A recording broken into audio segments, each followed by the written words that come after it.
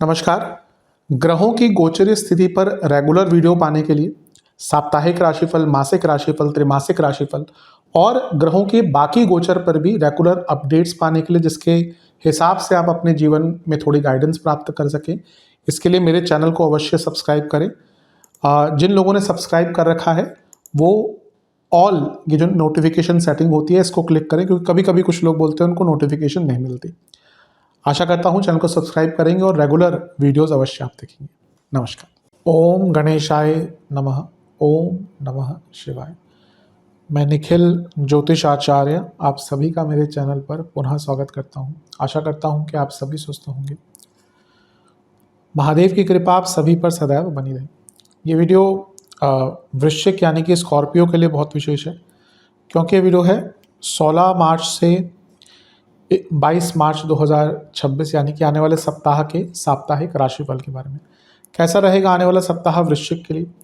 जो मेरा साप्ताहिक राशिफल होता है वो प्रमुखतः चंद्रमा और उनकी गति पर आधारित होता है। चंद्रमा एक बहुत विशेष ग्रह है, चंद्रमा की विशेषताएं बहुत है, लेकिन जब हम साप्ताहिक राशिफल की बात करते हैं तो पहला तो उनकी तेज गति, फिर उनका मन का कारक होना और फिर उनकी क्वालिटी कि वह जिस भी भाव, राशि, ग्रह आदि के साथ संबंध संपर्क साधते हैं उनको बहुत एक्टिवेट कर देते हैं। इन सभी कारणों से चंद्रमा का जो गोचर होता है वो बहुत विशेष होता है। चंद्रमा के गोचर के कारण हमारे मन, मस्तिष्क, विचार, स्वभाव, सोचने के तौर तरीके, दृष्टिकोण, हर चीज़ पर डायरेक्ट इम्पैक्ट पड़ता है। और इस सबको समझने के लिए साप्ताहिक राशिफल बहुत विशेष होता है। इस अंधकारमय जीवन में ज्योतिष एक मात्र विद्या है जो हमें थोड़ा सा सहारा देती है, गाइड करती है। भले ही ये राशिफल बहुत सामान्य आधार पर दिए जाएं, लेकिन एक जनरल गाइडेंस के लिए बहुउपयोगी होते हैं। यदि आपकी लग्न राशि या चंद्र राशि वृश्चिक है, दोनों ही गाइडेंस के लिए इस राशिफल को देख सकते हैं। जहाँ से ज़्यादा सूट और रिलेट करता है वहाँ से देखिए। व्यक्तिगत तौर पे मेरा मानना है लग्न से देखेंगे तो अच्छा, इनकेस नहीं पता है तो चंद्र राशि से भी इसको देख सकते हैं। शुरू करते हैं अत्यंत महत्वपूर्ण राशिफल का। चंद्रमा आपके चौथे भाव यानी कि कुंभ में आ जाएंगे। ये होगा 16 मार्च शाम के 6 बजे और 18 मार्च रात के 11 बजे तक चंद्रमा यहीं पर रहेंगे। चंद्रमा का चौथे भाव में आना एक प्रकार से काफ़ी अच्छा नहीं माना जाता, क्योंकि कारको भावनाशय दोष लगता है। ऊपर से यहाँ पर वो राहु के साथ भी हैं और वक्री बुध के साथ भी हैं। बुध के साथ भी चंद्रमा अच्छे नहीं होते, कन्फ्यूजन बहुत क्रिएट करते हैं। ऊपर से यहाँ पे तो राहु भी हैं, राहु केतु में फंसे हुए चंद्रमा। चंद्र मंगल योग अच्छा होता है। अब मंगल लग्नेश है, प्रॉपर्टी के कारक है, चौथा भाव है, तो कोई प्रॉपर्टी का काम अटक रहा था वो पूर्ण हो सकता है। यहाँ से गुरु की दृष्टि भी है, कोई पैतृक संपत्ति का काम अटक रहा था वो भी पूर्ण हो सकता है। लेकिन चौथे घर के चंद्रमा, कारको भावनाशय दोष, राहु, वक्री बुध मानसिक दृष्टिकोण से बहुत तंग करते हैं। इमोशनल विड्रॉल होता है, इमोशनल वल्नरेबिलिटी होती है, घर में लड़ाई झगड़े होते हैं। ये सारी ही चीज़ें बहुत ज़्यादा तंग करती हैं। मेरे हिसाब से अपने एग्रेशन पर कंट्रोल कीजिएगा, specially when it comes to family. अपने पारिवारिक जीवन पर बहुत ध्यान दीजिएगा, अदरवाइज थोड़ी सी प्रॉब्लम यहाँ पे हो सकती है। गुस्से में बात मत कीजिएगा, और गुस्सा आ भी रहा है तो उस टाइम पे किसी से आर्गुमेंट या किसी चीज़ पर रिएक्ट करने से बचिएगा, क्योंकि होगा क्या कि वो अलग ही लेवल पर गुस्सा आ जाएगा। और ये सेम गोज विथ करियर, क्योंकि ये 10वें से सप्तम में सब कुछ हो रहा है। तो गुस्से पर नियंत्रण, रिएक्टिव मत रहिए। लोग पोक करेंगे, घर में भी पोक करेंगे, प्रोफेशन में भी पोक करेंगे, प्रवोक करेंगे, तो थोड़ा सा इन सब चीज़ों से बचिएगा। नवांश कुंडली बता रही है कि थोड़ा क्रिएटिविटी अपने जीवन में लाइए, क्योंकि उसकी आवश्यकता दिख रही है। अभी चीज़ें बहुत स्थिर हो गई हैं क्योंकि आप अपनी क्रिएटिव लाइफ को भूल गए हैं। दशांश कुंडली कार्य क्षेत्र में आप बहुत अच्छा कर सकते हैं, लेकिन पीछे की जो चीज़ें हैं ना वो आपको तंग कर रही हैं। यानी कि मे बी आपसे कुछ गलतियां हुई हों और आप उससे मानसिक रूप से नहीं निकल पा रहे। तो अगर आगे बढ़ना है तो मानसिक रूप पे थोड़ी दृढ़ होइए। ठीक है, हर व्यक्ति के अंदर इनसिक्योरिटीज़ होती हैं, हर व्यक्ति के अंदर कमियां होती हैं। जीवन का काम ही है कि निरंतरता से उन कमियों को ठीक करके आगे बढ़ना। बिजनेस की जहाँ तक बात है, अच्छा टाइम है, पैसा आता हुआ दिख रहा है। लव लाइफ, मन में थोड़ा सा साहस लाइए और वो बात कीजिए जो करना चाहते हैं। कुछ चल रहा है मन में, डिस्कस कीजिए। वैवाहिक जीवन, एक दूसरे के नेचर को समझने का प्रयास कीजिए जो नहीं हो पा रहा। स्टूडेंट्स, आप अपनी मानसिक सेहत पर ध्यान दीजिए, बिल्कुल ध्यान नहीं है आपका। सेहत के दृष्टिकोण से बीपी की प्रॉब्लम, हार्ट से संबंधित प्रॉब्लम और इंटेस्टाइन से जुड़ी प्रॉब्लम। सर्वाष्टक में आपका धनस्थान बली है, ये अपने आप में अंकित कर रहा है कि थोड़ा सा अपने जो इन्वेस्टमेंट्स हैं जो रुकी हुई हैं उन पर ध्यान दें, और अपने वाणी पर भी बहुत ध्यान दें, क्योंकि अभी हमने बात करी चंद्रमा की, क्योंकि कुटुंब भाव बली है तो धन तो ठीक है आएगा, धन के काम बनेंगे, लेकिन जितना अपने वाणी पर आपने नियंत्रण इस हफ्ते रख लिया ना, शुरुआती भाग में स्पेशली, उतना आपके लिए अच्छा रहेगा। 18 मार्च रात के 11 बजे चंद्रमा आ जाएंगे आपके पंचम भाव में, यानी कि मीन में, और 21 मार्च सुबह के 3 बजे तक चंद्रमा यहीं पर रहेंगे। चंद्रमा का पंचम भाव में आना एक प्रकार से काफ़ी अच्छा माना जाता है, लेकिन यहाँ पर भी थोड़ा इम्पैक्ट चंद्रमा पर ज़्यादा है। पहले अच्छी चीज़ों की बात कर लेते हैं। चंद्रमा यहाँ पे उच्च के शुक्र के साथ, और शुक्र 12वें घर के स्वामी है और सप्तम के स्वामी है। बिजनेस में लाभ मिल सकता है, विदेश से कुछ लाभ मिल सकता है, ये अच्छी चीज़ है। यहाँ पे वो सूर्य के साथ भी हैं जो कर्म के स्वामी हैं। अब भाग्य और कर्म के स्वामी साथ में त्रिकोण में बैठे, ये सफलता का योग है, सौभाग्य योग है, ये भी बहुत श्रेष्ठ है। उच्च के शुक्र है, यानी कि धन, संपदा, लक्ष्मी सब कुछ बढ़ेगा, ये भी बहुत अच्छी चीज़ है।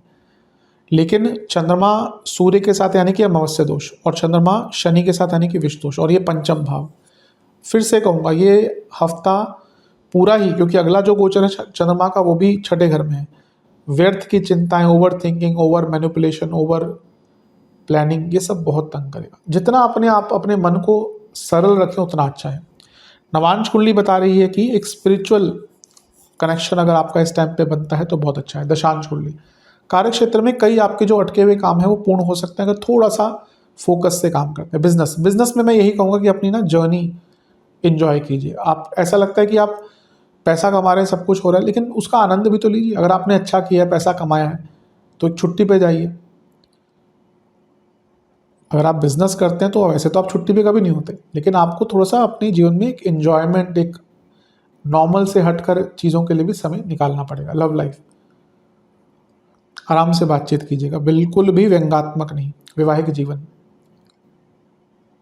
एक दूसरे को समझने का प्रयास कीजिए। ऐसा लग रहा है कि कहीं ना कहीं एक दूसरे से बहुत दूर हो चुके हैं मानसिक रूप से। स्टूडेंट्स के लिए बहुत अच्छा टाइम है। स्टूडेंट्स के लिए ऐसा लग रहा है कि हफ्ते के अंतिम भाग में, हफ्ते के मध्य भाग में कोई बहुत अच्छी न्यूज़ आपके लिए आ सकती है। कोई एग्जाम वगैरह आपका पड़ता है इस टाइम में तो बहुत अच्छा रिजल्ट मिलेगा।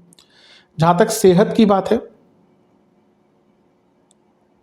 आपको अगर डायबिटीज़ आदि है, नसों की प्रॉब्लम है और हड्डियों की प्रॉब्लम है तो दिक्कत बढ़ेगी। सर्वाष्टक में आपका तीसरा घर बली है। अति उत्सुकता से इस टाइम पे बचें, क्योंकि चंद्रमा इतने ग्रहों के प्रभाव में है तो कभी कभी व्यक्ति बहुत अति उत्सुक हो जाता है। 21 मार्च सुबह के 3 बजे चंद्रमा आ जाएंगे आपके छठे घर में, यानी कि मेष में, और सप्ताह के अंत तक यहीं पर रहेंगे। चंद्रमा का छठे भाव में आना एक प्रकार से मिश्रित माना जाता है, क्योंकि भाग्य स्थान के स्वामी है, छठे घर में आ रहे तो आपके कई जो अटके हुए काम है वो पूर्ण होंगे, और केतु का प्रभाव भी है तो अपनी गलतियां भी समझ आएंगी।